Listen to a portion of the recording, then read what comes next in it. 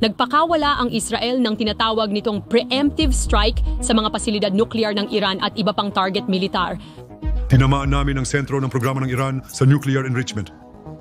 Tinamaan namin ang sentro ng programa ng Iran sa paggawa ng sandatang nuklear.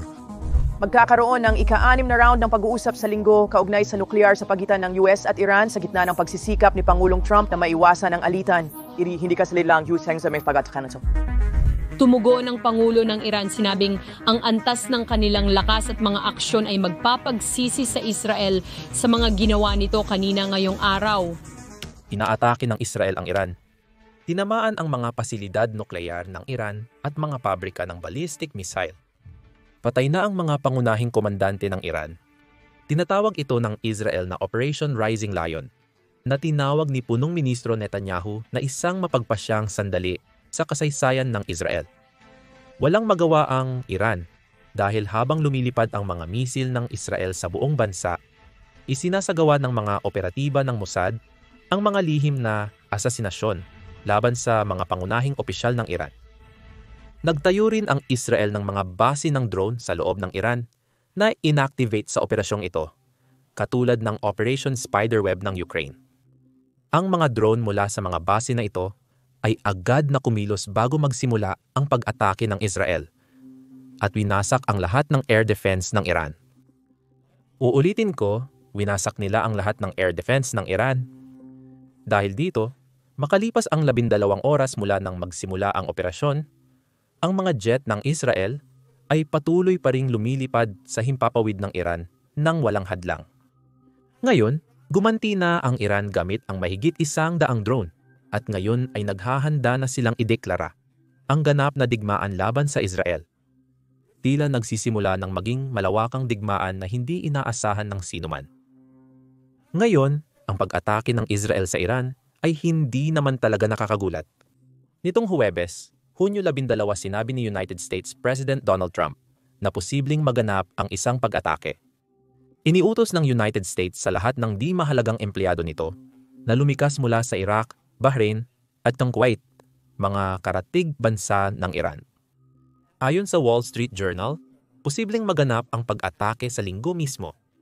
Naglagay si Punong Ministro Netanyahu ng tala sa Western Wall sa Jerusalem na nagpapahiwatig ng Operation Rising Lion, gamit ang talata na nagsasabi kung paano babangon ang Israel tulad ng leon. Ilang oras bago ang pag-atake, sinabi ng mga source sa CBS News na nalalapit na ang pag-atake at noong Biyernes ng umaga bago magbukang liwayway, inilunsad ng Israel ang mga pag-atake.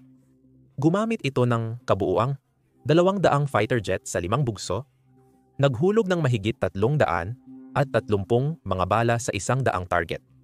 Ang pinakamalalaking target ay ang mga pasilidad nuklear ng Iran na itinayo 330 talampakan sa ilalim ng lupa.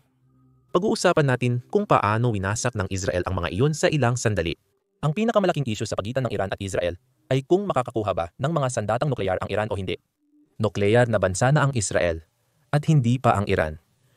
Pero malapit na ito. Kailangan magpayaman ng uranium para sa mga sandatang nuklear at matagal na itong ginagawa ng Iran. Mahigit 70% na silang tapos. Inaasahang matatapos ang mga huling hakbang ng pagpapayaman sa loob ng 1 linggo. Samantala, nakakatakot na ang kakayahan ng Iran sa ballistic missile, kaya mayroon na silang kinakailangang mga sistema para maabot ang Israel. Pero hindi kailanman papayagan ng Israel na mangyari ito dahil sila ang magiging pangunahing target ng kakayahan ng Iran sa nuklear. Matagal nang may malamig na digmaan ang Iran at Israel, kung saan nananawagan ang leader ng Iran sa pagkawasak ng Israel. Sumusuporta rin ang Iran sa maraming grupo sa gitnang silangan sa pamamagitan ng Islamic Revolutionary Guard Corps at mga puwersang Kurdish, kabilang ang Hezbollah sa Lebanon, ang Houthis sa Yemen at Hamas sa Palestinian Islamic Jihad sa Gaza. Tinutukoy ito ng Iran bilang axis of resistance. At lahat sila ay lumalaban sa Israel. May nagpapatuloy na labanan sa Gaza, labanan sa Lebanon, at regular na mga airstrike mula sa Yemen. Ibig sabihin nito, matagal nang may hindi direktang digmaan ang Israel at Iran. Sinubukan ng bagong administrasyon ni Trump sa US na mamagitan sa issue ng mga nuklear ng Iran. Noong Abril, nagsimula ang negosasyon sa Iran sa Oman at sa Italia para subukang makipagkasundo tungkol sa nuklear. Ang layunin ay pigilan ang Iran sa pagpayaman ng uranium. Kapalit nito, maaaring makakuha ang Iran ng kaluwagan mula sa mga parusang sumira sa kanilang ekonomiya mula noong 2018. Noong una, ang mga pag-uusap ay inilarawan na makabuluhan. Pero nitong mga nakaraang araw, malinaw na wala namang patutunguhan ang mga ito. Nang tanungin si Trump kung kaya niyang kumbinsihin ang Iran na isara ang kanilang nuclear program, sumagot siya ng, "Hindi ko alam. Sa tingin ko oo, pero unti-unti na akong nawawalan ng kumpiyansa tungkol dito." Isang araw bago ang pag-atake, naglabas ang UN Nuclear Watchdog, ang International Atomic Energy Agency, ng makasaysayang resolusyon. Sa unang pagkakataon sa loob ng 20 taon, idineklara nito na hindi sumusunod ang Iran sa mga obligasyon ng nuclear safeguard. Sa madaling salita, may malaking pangamba na talagang gumagawa ng mga sandatang nuklear ang Iran. Nakatakda sana ang mga pag-uusap diplomatiko sa pagitan ng US at Iran ngayong darating na linggo. Pero malinaw na lumalala ang sitwasyon. Base sa intelihensya ng Israel, may sapat ng uranium ang Iran para makagawa ng 15 nuklear na armas sa loob ng ilang araw. Bukod pa roon, naghahanda na rin itong gumawa ng 10,000 ballistic missile. Sinabi nila na ang Iran ay gumagawa ng mga plano kasama ang Hezbollah, Hamas, at iba pang mga proxy para wasakin ang Israel. Ang mga impormasyong ito ay mula sa Israel, kaya maaaring propaganda ito para bigyang katwiran ang pag-atake. Hindi natin tiyak na malalaman ang totoo. Pero malinaw na ang Operation Rising Lion ay nilayon para buwagin ang nuclear program ng Iran. Ayon kay Prime Minister Netanyahu, tinira ng Israel Defense Forces ang sentro ng programa ng Iran sa pagpapayaman ng uranium. May 5 pangunahing nuclear sites ang Iran, kabilang na ang 2 enrichment sites sa Natanz. Kinumpirma ng Israel Defense Forces na sinalakay nila ang Nachan site, ang pinakamalaking uranium enrichment site sa Iran.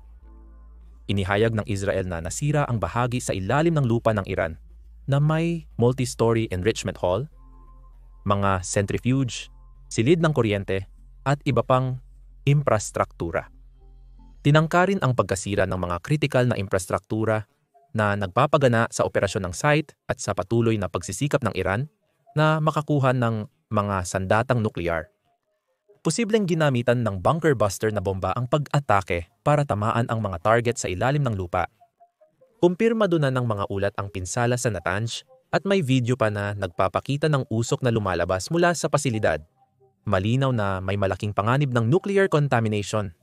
Pero ayon sa International Atomic Energy Agency, wala pang radioactive contamination sa labas ng lugar hanggang ngayon. Ibig sabihin napaka-eksakto ng pag-atake ng Israel. Isa pang lugar na inatake ay ang Kodab facility sa rehiyon ng Iraq sa kanlurang bahagi ng Iran. May planta ng paggawa ng heavy water dito na ginagamit para palamigin ang mga nuclear reactor, planta ng paggawa ng uranium at plutonium, at research laboratorio. Sa oras ng pagsulat nito, ang mga pangunahing pasilidad ng enrichment sa Fordo, Isfahan, at Bruges ay hindi pa naaatake. Ngunit nagbabala ang Israel na posibleng magtagal pa ang kanilang kampanya hanggang sa tuluyang mabuwag ang banta ng nuklear ng Iran.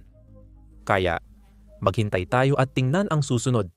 I-like at mag-subscribe sa ibaba para mapanood ang mga susunod naming video tungkol sa pag-ataking ito. Hindi lang ang mga pasilidad ang tinarget dito. Sa mga kamakailang pag-atake, 6 na mataas na ranggong Iranyanong siyentipikong nuklear ang napatay rin. Kung wala ang mga siyentipiko, magkakaroon ng malaking paghinto sa programang nuklear ng Iran dahil nasa kanila lahat ng kaalaman kung paano ito patakbuhin. Pumatay rin ang Israel ng hindi bababa sa 20 mataas na ranggong komandante ng Iran. Kasama rito ang 3 makapangyarihang lalaki sa Iran, sina Major General Hossein Salami, Major General Mohammad Bagheri, at Ali Samah Khani. Sila ang mga pinuno ng Iranian Revolutionary Guard Corps, ang hepe ng staff ng Sandatahang Lakas ng Iran, at ang tagapayo sa pinakamataas na leader ng Iran na si Ayatollah Ali Khamenei. Hindi lang nito pinahihina ang mga tungkulin ng pamunuan ng Iran, layunin din nitong takutin mismo si Ali Khamenei dahil dapat niyang mapagtanto ngayon na hindi rin siya ligtas. Nakakatakot ang tindi ng eksaktong pag-atake gaya ng nakikita natin sa larawang ito ng isang gusali ng apartment sa Tehran. Tinamaan ng Israel ang eksaktong kwarto kung saan naroon ang isang opisyal ng Iran sa apartment na nagpapakita ng katalinuhan at kakayahan ng Israel Defense Forces. Samantala, tinamaan din ang mga base militar sa Iran. Sinira ng Israel ang mga air defense kabilang ang Russian S-300 sistema sa kanluran at timog kanlurang bahagi ng Iran. Pinapakita nito ang malaking kalamangan ng kanilang militar sa bansa. Isipin mo, ang air defense mo ay nabagsak ng bagay na dapat sana'y pinoprotektahan nito. Bukod dito, tinamaan din ang Persian Military Complex malapit sa Tehran na may maraming pasilidad para sa pananaliksik. Ang pinakabaliw na bahagi ng operasyon ay di umano'y inihanda ito ng Mossad nang maaga gamit ang mga lihim na operasyon sa loob mismo ng Iran. Ayon sa mga opisyal ng Israel, ang mga komandong Mossad ay palihim na pumasok sa Iran upang maghanda ng mga armas sa loob ng bansa. Naglagay sila ng mga precision-guided na sandata sa mga bukas na lugar malapit sa mga surface-to-air missile system ng Iran at gumawa sila ng base ng mga attack drone malapit sa kabisera ng Tehran. Oo, tama ang narinig mo. Isang base ng drone ng Israel mismo sa tabi ng kinaroroonan ng pamahalaan ng Iran. Kung totoo yun, isa sana ito sa pinakasophistikadong operasyon sa makabagong digmaan. Isa rin itong malaking psikolohikal na dagok sa rehimen ng Iran na magpaparamdam sa kanila ng kawalan ng seguridad kahit sa sarili nilang bansa. Habang tinatawag ito ng Israel na isang preemptive strike, tinitingnan naman ito ng Iran bilang isang kilos ng digmaan.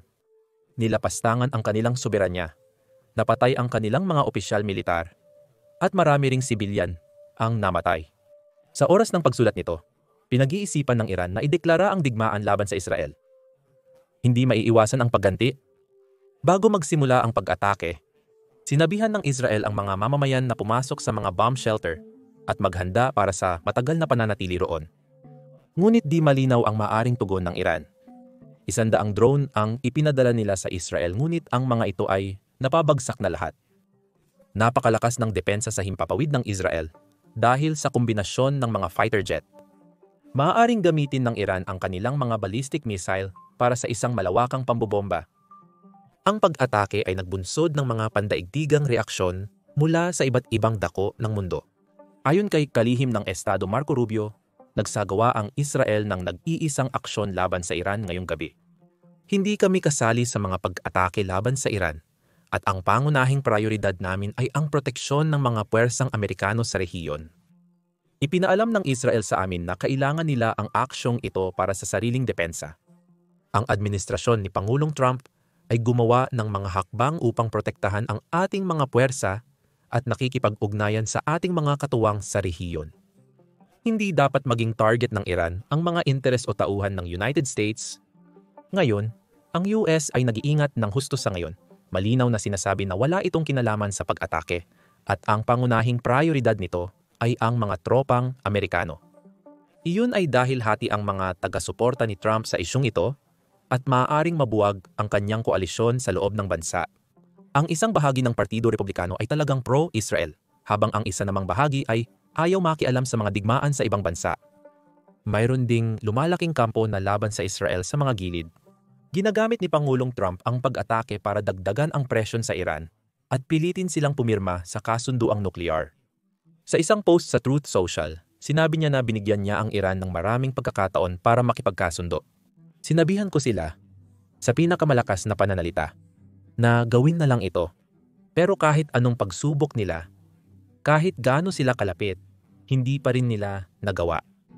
Sinabi ko sa kanila na magiging mas malala pa ito kaysa sa anumang inaasahan nila o sinabi sa kanila na ang Estados Unidos ang gumagawa ng pinakamahusay at pinakamabanggis na kagamitang militar sa buong mundo at marami nito ang Israel at mas marami pang darating at alam nila kung paano ito gamitin.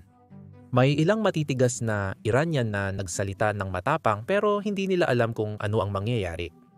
Patay na silang lahat ngayon at lalo lang itong lalala.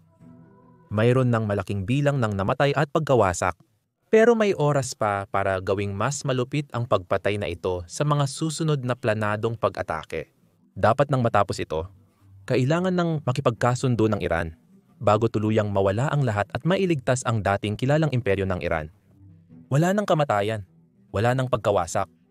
Gawin mo na bago mahuli ang lahat. Pagpalain kayong lahat ng Diyos. Samantala, nag-iingat ang Europa ayon sa punong tagapamahala ng patakarang panlabas ng European Union. Hinihikayat niya ang lahat ng panig na magtimpi at pigilan ang lalo pang paglala ng sitwasyon. May magkatulad na tugon ang mga politiko sa Alemanya, Pransya at UK. Ito ay kasabay ng lumalakas na panawagan sa Europa na magpatupad ng mga parusa laban sa Israel dahil sa Gaza. Kaya may iba't ibang reaksyon sa pinakahuling paglala ng sitwasyon.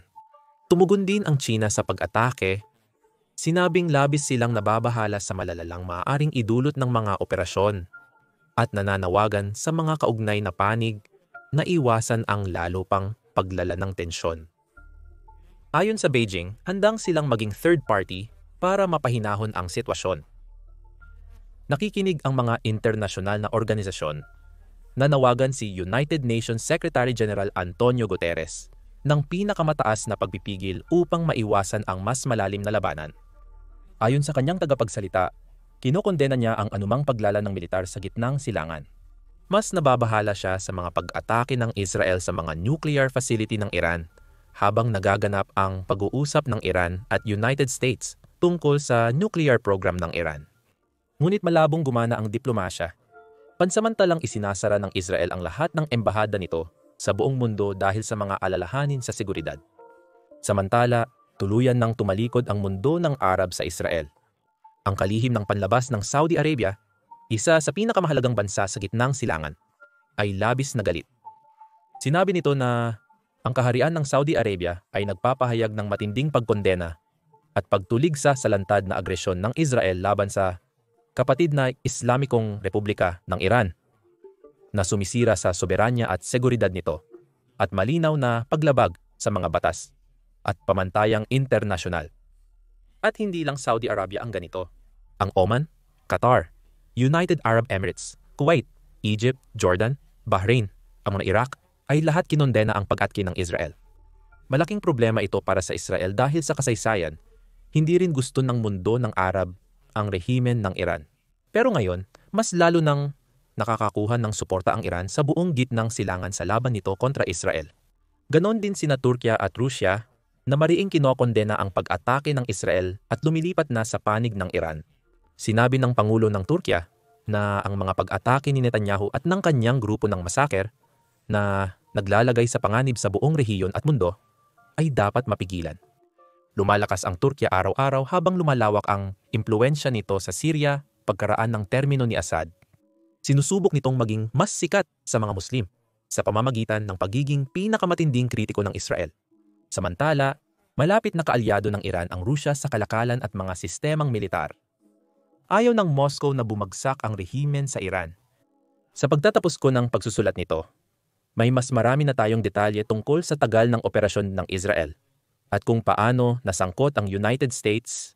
Sa katunayan, base sa mga pahayag ni Trump at ng administrasyon niya, mukhang mayroong pampublikong panlilinlang na kampanya na nangyari sa mga araw bago ang operasyon dahil ayaw ng sinuman na maramdaman ng Iran na may paparating na pag-atake o strike.